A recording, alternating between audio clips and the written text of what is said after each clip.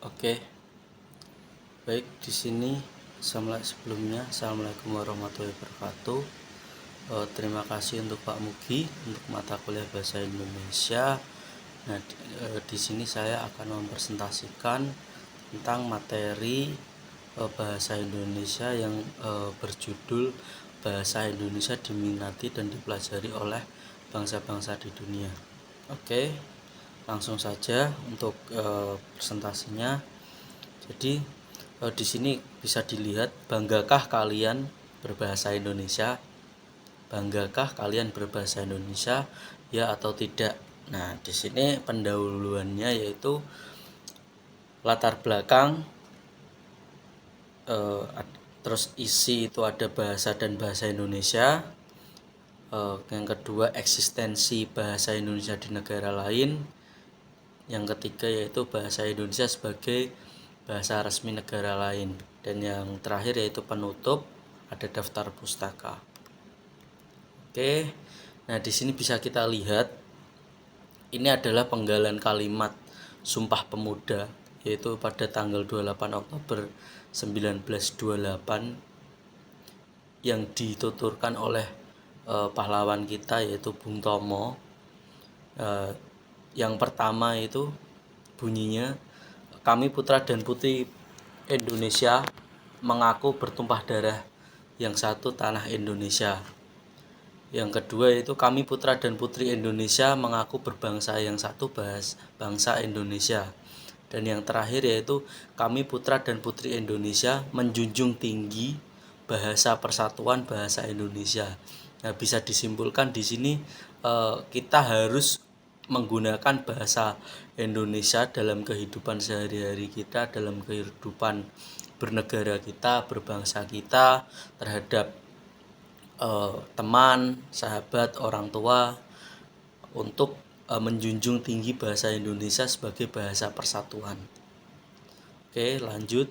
Nah, untuk latar belakangnya sendiri itu bisa kita ketahui ya, dari dulu Indonesia tuh berada pada dua benua yang memiliki kemajemukan luar biasa, dimulai dari letak geografisnya, berada di antara dua samudra, dua benua, dan disebut dengan negara cincin api.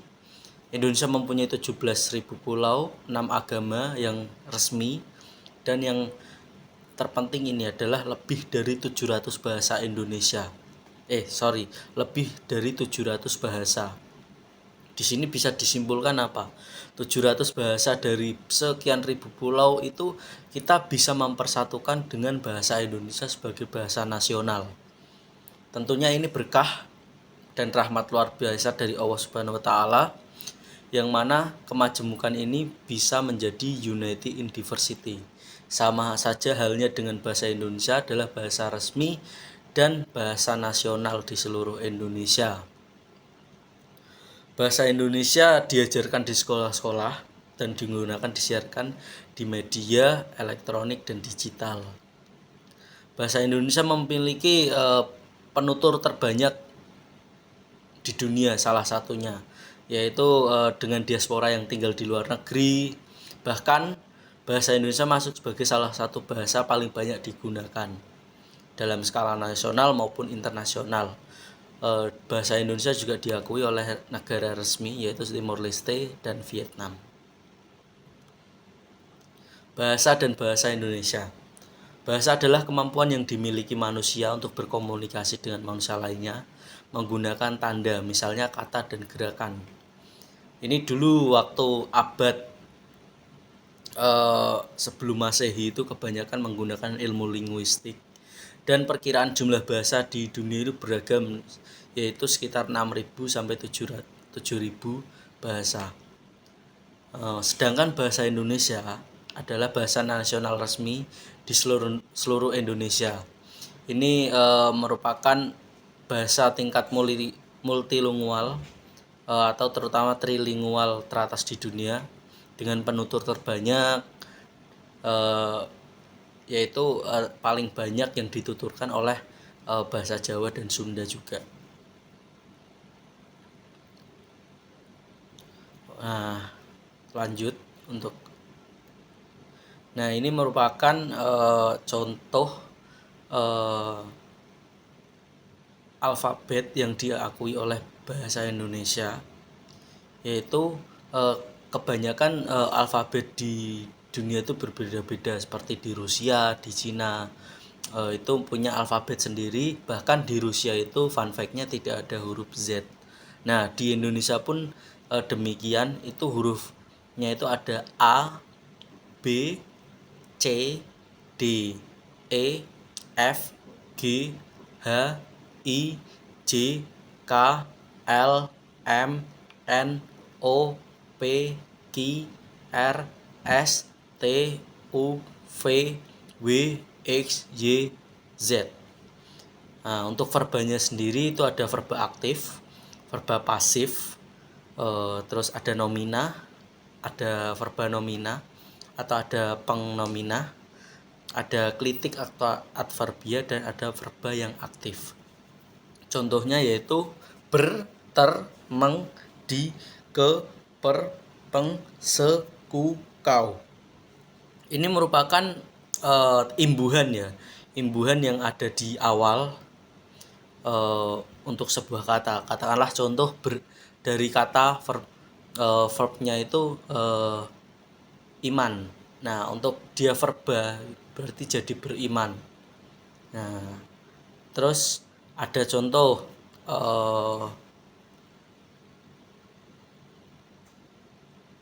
kembali. Nah, itu ada kalau dia menjadi nomina yaitu pengembalian. Oke. Di sini lanjut ada eksistensi bahasa Indonesia di negara lain. Yaitu ada Yale University untuk negara pertama yaitu Amerika Serikat, termasuk universitas bergengsi. Ini menempati posisi 12 universitas terbaik versi Times Higher Education. Nah, di Yale University ini tenaga pendidiknya atau language studies di Yale ini berasal dari orang Indonesia asli.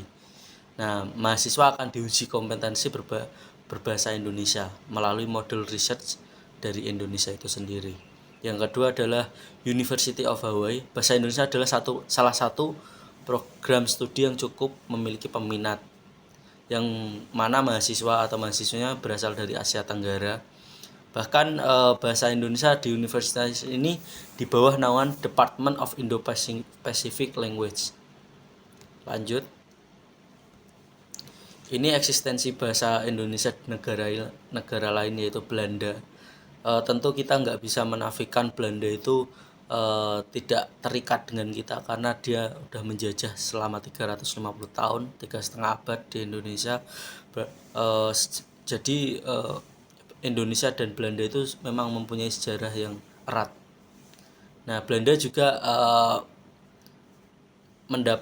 di Universitas Leiden ini, tepatnya School of Asian Studies, yaitu terdapat program studi untuk mengkaji bahasa Indonesia yang sudah ditawarkan. Dan uniknya topik bahasa Indonesia ini sering menjadi pilihan mahasiswa Belanda. Oke, lanjut. Ini di Australia ada University of Melbourne, merupakan universitas terbaik pertama di Australia. Nah, ini di sini bisa mendapatkan bahasa Indonesia. Dia menerima program studinya jika kita mengambil untuk bahasa Indonesia sebagai program studi. Nah, untuk lulusannya sendiri, katakanlah dari University of Melbourne ini ada artis terkenal yaitu pemeran Thor di Marvel. Nah, itu ada siapa? Chris Hemsworth. Itu merupakan lulusan dari sini dan dia pernah mengambil program studi bahasa Indonesia. Lanjut, ini di Jepang ada Tokyo University of for Foreign Studies. Nah, di TUFS ini ada School of Language and Culture. Nah, di sini Indonesia salah satunya. Bahasa Indonesia digemari oleh mahasiswa-mahasiswi Jepang. Terus di negara Korea Selatan, yaitu ketertarikan kepada bahasa Indonesia tepatnya di Hankuk University for Foreign Studies, yaitu dia juga memberikan atau mengadakan studi kajian bahasa Indonesia. Lanjut di Inggris ada SOAS University of London. Di sini juga untuk program studi dapat dikolaborasikan dengan kajian Indonesia atau Indonesian Study. Oke. Terus di bawahnya ada Ukraina, yang mana sekarang negara ini kita harus menaruh empati yang banyak karena terjadi perang di negara ini. Nah, di negara ini ada bahasa Indonesia, yaitu menjadi salah satu bahasa asing yang diadakan di program studi universitas ini, yaitu berada di Taras Shevchenko National University of Kiev. Oke, lanjut, ini di Vietnam. Jadi kenapa di Hong Beng International City ini memberikan mata kuliah bahasa Indonesia? Karena memang Vietnam di tahun 2007 mengakui bahasa Indonesia adalah bahasa kedua di kota Ho Chi Minh. Jadi bahasa Indonesia itu sudah bisa digunakan di sana dan itu diresmikan oleh pemerintah Vietnam. Oke, yang selanjutnya yaitu Universitas Mohammed V di Maroko telah meresmikan pembelajaran bahasa Indonesia. Terdapat 4 SKS di samping bahasa asing lain. Oke. Bahkan ini berkolaborasi dengan UNJ, Universitas Negeri Jakarta. Nah, topik selanjutnya bahasa Indonesia sebagai bahasa resmi negara lain. Seperti yang sudah kita bahas tadi, Kementerian Pendidikan Kebudayaan Riset dan Teknologi telah mencatat per Juli yaitu sudah ada 30 negara yang menggunakan bahasa Indonesia dan 7.000 sekian di berbagai negara yang mempelajari bahasa Indonesia. Berarti jadi Vietnam ini meresmikan bahasa Indonesia di kota Ho Chi Minh itu sebagai bahasa resmi kedua setelah bahasa Vietnam itu sendiri. Nah, jadi untuk penutupnya ini daftar pustakanya saya ambil dari Wikipedia, terus ada dari jurnal Unisula Universitas Sultan Agung, terus ada dari repositori Kemendikbud, ada dari koran majalah atau Tempo, yang mana menjadikan topik-topik ini unik ya untuk bahasa Indonesia di negara lain itu seperti apa sih penggunaannya, terus bagaimana kajian-kajian bahasa Indonesia itu sangat bagus dan kita harus bangga. Nah, ini untuk terakhir, banggakah kalian berbahasa Indonesia? Yang mana itu pertanyaan yang tadi. Ya, jelas kita harus bangga, kita harus benar-benar menjunjung tinggi bahasa kita, karena dengan bahasa Indonesia kita bisa berkomunikasi dengan orang Ambon, kita bisa berkomunikasi dengan orang Dayak, kita bisa berkomunikasi dengan orang Aceh, karena bahasa Indonesia merupakan bahasa persatuan negara Republik Indonesia yang resmi. Oke, terima kasih untuk presentasinya. Saya tutup. Wassalamualaikum warahmatullahi wabarakatuh.